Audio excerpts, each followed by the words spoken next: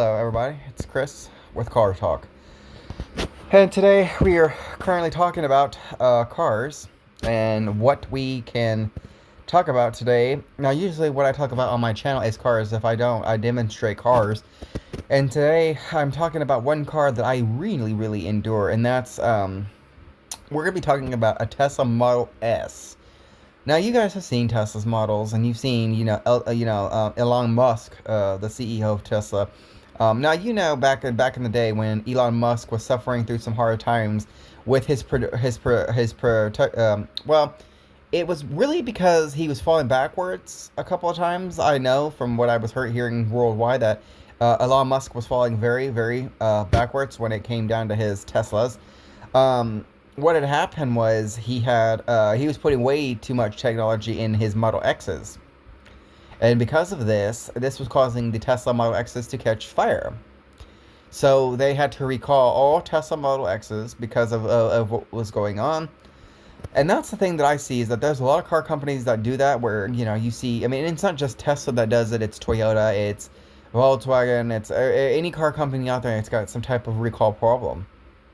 And Tesla was the one that had done this. Now, Tesla is a really good fast car. From what I've told, you get about electric range. You're getting about 350 is what you're getting on electric range, as far as Tesla goes. Which is a good range, good amount of range.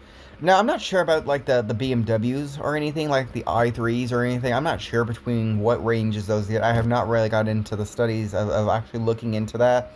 I know that the Nissan Leaf has that compatibility. That the Nissan Leaf. Now, you guys know Nissan Leaf, and you know that Nissan Leaf is all electric car. Now, Nissan Leaf started as recycled car parts, and if you look at Nissan Leaf, you look at how Leaf changes. The Nissan Leaf is supposed to be changing the world. It's supposed to like eliminate emissions. So when you buy a Leaf, you look on the side panels and it says zero emissions, and I think that's because they people question. Now, I've had people ask me this: does the Nissan Leaf have a real gas engine? No, not a chance. Nissan Leaf does not have it has what you call it's just an electric car. It's driven by electric motors. There is no gas combustion engine in the Leaf. Leaf has never had a gas engine, and people still think that the Leaf has a gas engine. No, it does not. Leaf only gets 100 miles per charge, which is interesting because that's not very far at all. 100 miles per charge is not very far. I mean, if you want to go to California and back, you're going to have to charge at least a couple of times just to go to your destination. So I just, in my opinion, I think Leaf is a good car to have if it's, in locally in town. If you're wanting to drive Leaf back and forth in town, that's fine. It's good for, driving around town. But as far as long distance goes, I would not recommend going long distance, not unless you actually have charging stations that are nearby on each stop. Now, when I was looking at Leaf, I said to myself, I was like, okay, this looks like a good car to have. Not for long distancing, no, not for, I mean, it is highway compatible. You are able to take it on the highway and drive it for, until it runs out of energy. But a lot of these hybrid cars that I've seen are really neat because you're saving so much gas in a hybrid vehicle. Like, taking it for example, like with Toyota's Prius. When Toyota first came out with the first generation Prius, it said Toyota's hybrid system. Now, in today's world, we see Toyota Prius having what they call the hybrid synergy drive system. Now, back in 2009, when Toyota came out with Prius, it came with a 1.8 liter hybrid synergy drive engine. It had a really weird. I mean, it was a really weird car to drive. It looked like a spaceship to me. But the cars are really good for long distance rides and all that. I mean, I don't dis. I'm all into it when it comes to hybrid vehicles because I think hybrid vehicles are what's saving a lot of emissions. I think that because when you have so many of these hybrid cars that are, even with these electric vehicles, some of these cars don't have engines. Like the Leaf doesn't have an engine, Tesla doesn't have an engine. So cars that don't have engines, completely electric cars, are going to be a lot faster. Tesla is known for its fast and compatibility. Elon Musk has came out with some really different Teslas. But he's got the Model X, and I know from what I was looking up recently, he's coming out with his own Tesla semi.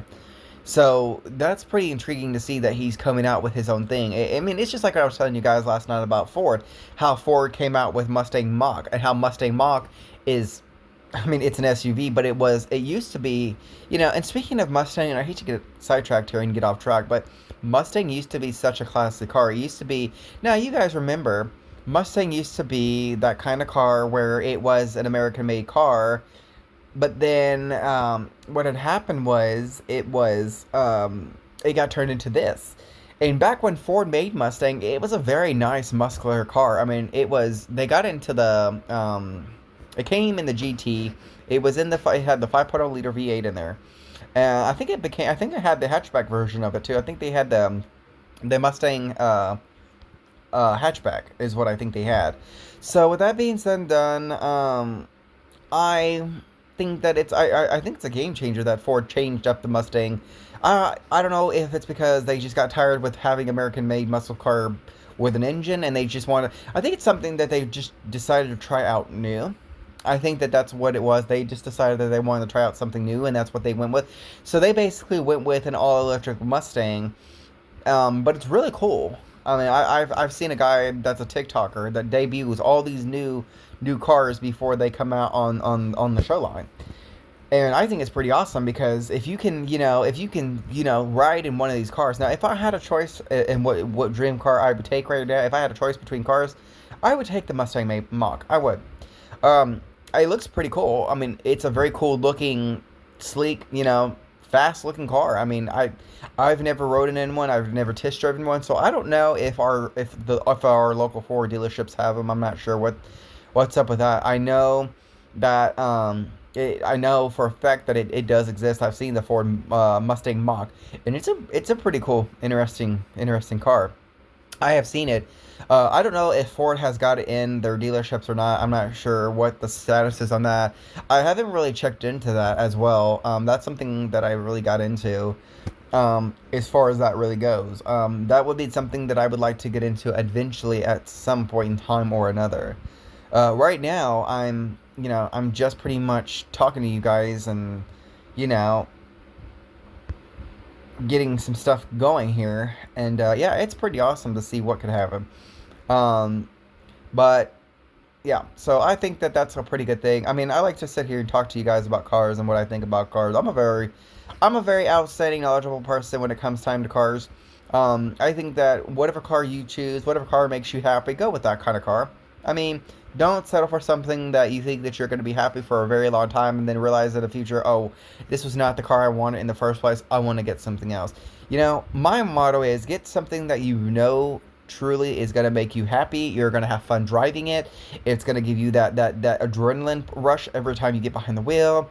And some people, I've seen a lot of YouTubers get these 2020 wide body Scat Pack Challengers and Chargers. And I mean, the way these Chargers, these are got that 392 Hemi engine.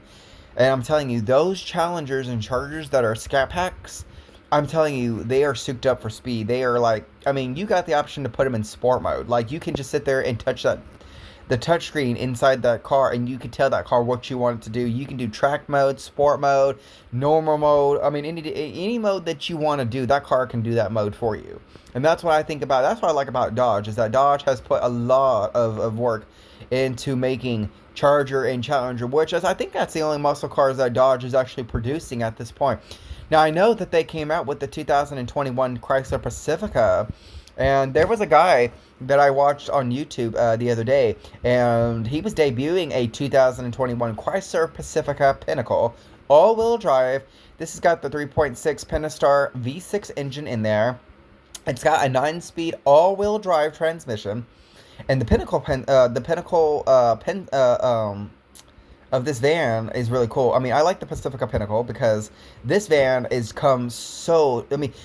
back when they made Pacifica, it started as an SUV, but then Chrysler did away with it, and it always used to have that 4.0 liter.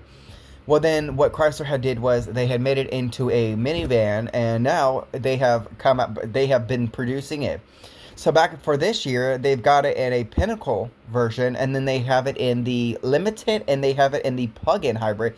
I think the Pinnacle and the plug-in hybrid of the Pacifica, if you ask me, I would say that the Pinnacle and the plug-in hybrid is the awesomest ones I've seen. I do like what Chrysler has done with the Pinnacle Pacifica, because you have heated and cooled seats. It's got maps. I mean, the hands-up display is very hands-on tech. You get Bluetooth, you get Apple CarPlay, you get Android Play. You get everything that you could think of. You get, I mean, and the seats in that car are just, oh, they're just Alcatraz seats. And the guy that was, doing the YouTube video on it the other day, I mean, he was really getting in depth about this van, and he said that I mean, this van even comes with its own pillowcases or its own pillows. Okay, you can recline in the seat. You got, a couple pillows that the van comes with. It's got its own built-in vacuum cleaner. So, if you have little ones. And I'm like, Chrysler really did a good job whenever they came out with Pacifica, because it's like, I have never seen Pacifica come with all these available features. But the Pinnacle version of Pacifica comes with so much features, and I'm so impressed by the design that Pacifica came out with. Chrysler has put a lot of hard work into designing this van, especially for modern families. And I like the plug-in hybrid version as well, because with the plug-in hybrid you can with the plug-in hybrid Pacifica, you're able to download the My Pacifica app from your Android phone, and you can schedule a charge at any point in time on your van.